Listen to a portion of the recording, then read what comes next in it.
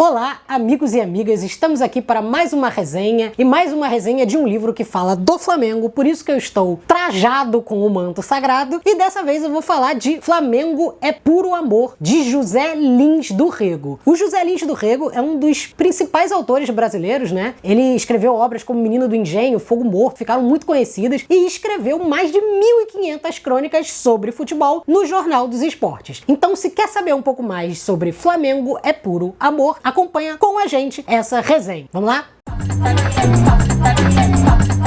Bom, para começar a falar do Flamengo é Puro Amor, do José Lins do Rego, eu preciso dizer que essa edição, publicada em 2002, faz um grande compilado das crônicas que ele publicou entre 1945 e 1957. Só que as principais crônicas ali estão em 45, inclusive que ele conta sobre os pracinhas que retornam da Segunda Guerra, principalmente até mais ou menos 1950, quando acontece o Mundial, né, aqui no Brasil, no Maracanã, com a estreia do Maracanã, com o Maracanazo, com a derrota brasileira. Então, apesar do livro chamar Flamengo é Puro Amor, as crônicas não são só sobre o Flamengo. E aí ele escreveu essas 1.500 crônicas, mas nesse livro eles publicaram 111. No caso, as melhores, fizeram uma grande seleção, né? É muito legal, na introdução feita pelo Marcos de Castro, que ele fala que o Zé Lins do Rego era um cara que era mais vinculado à terra do que propriamente aos livros. E é por isso que ele se apega tanto ao Flamengo, porque o Flamengo é um time do povo, né? Um time muito conhecido e famoso por ter essa ligação muito popular. Então, o Zé Lins do Rego se liga muito ao Flamengo a partir disso, né? Outra coisa é que o título do livro, Flamengo é Puro Amor, não aparece em nenhuma crônica do livro. Na verdade, ele foi uma invenção do próprio Marcos de Castro e da editora na hora que foram publicar o livro, pensando que a relação do Zé Lins do Rego era de muito amor com o Flamengo. E aí as crônicas são muito divertidas porque conta o dia a dia dos jogos, sabe? Ele faz crônica do jogo que aconteceu ontem, no Maracanã, no estádio do Flamengo, no estádio das Laranjeiras, e aí zoa o amigo dele, Bertrand, o livreiro da civilização brasileira, que era um gordo que torcia pro Fluminense. Então todas as vezes ele tá zoando, ele conta de todos os momentos que ele encontrava com os jogadores e os grandes jornalistas ali na Confeitaria Colombo pra falar sobre os jogos. Inclusive ele encontrava muito o Heleno de Freitas, grande jogador do Botafogo. Então a gente pode acompanhar uma grande história do burburinho do futebol brasileiro sendo modulado por dentro da cultura, né? E principalmente do Flamengo. E aí, isso que é o mais interessante, porque o Flamengo é tão popular que ele se mistura com a própria história do futebol. E não só do futebol carioca, mas do futebol brasileiro, né? Ao mesmo tempo, se eu fosse apontar uma crítica ao livro, também seria justamente isso. Eu acho que se algum leitor quer se aventurar pela história do Flamengo, eu diria para não começar com Flamengo é Puro Amor. Porque além das crônicas não serem todas sobre o Flamengo, elas são muito pontuais a jogos que acontecem ali no momento. Então elas tratam do fervo que o futebol tinha em toda a população, mas também deixa de capturar a história do Flamengo como um todo, né? Ele fala muito, por exemplo, de eleições presidenciais, falando do presidente Almirante do Vasco, e aí ele fala da ida da seleção brasileira para jogar um sul-americano, e aí fala da vinda de um time inglês aqui pro Brasil, fala da importação de juízes ingleses, como se isso fosse melhorar a qualidade do futebol brasileiro. Enfim, são muitas histórias. E aí, para vocês, eu gostaria de ler só uma crônicazinha em relação ao Flamengo, para vocês entenderem a dimensão da paixão que o José Lins do Rego tinha e expressava no Jornal dos Esportes, que inclusive ele cita muito Mário Filho, que depois foi dar o nome do Maracanã, né, pelo Flamengo. Então, em uma das crônicas que ele publica em 21 de setembro de 1946, chamada O Flamengo Merece Muito Mais, ele diz: o Flamengo, como todos os clubes dessa cidade, é um elemento de preparação do espírito nacional. E mais do que qualquer um, vive por todos os recantos do Brasil nos entusiasmos dos seus adeptos, que são uma verdadeira nação. Se há um clube nacional, este será o Flamengo, criação do mais legítimo espírito de brasilidade. Flamengos são brasileiros de todas as cores, de todas as classes, de todas as posições. Flamengo é o senhor Eurico Gaspar Dutra, é o senhor Nereu Ramos, é o senhor Juracy Magalhães, é o meu rapaz do jornal, é o meu apanhador de bolas no tênis, é o grande Otelo, é o pintor Portinari, é o Brasil de todos os partidos. E se o Flamengo tiver o seu estádio gigante, é porque merece muito mais. Tá bom, né?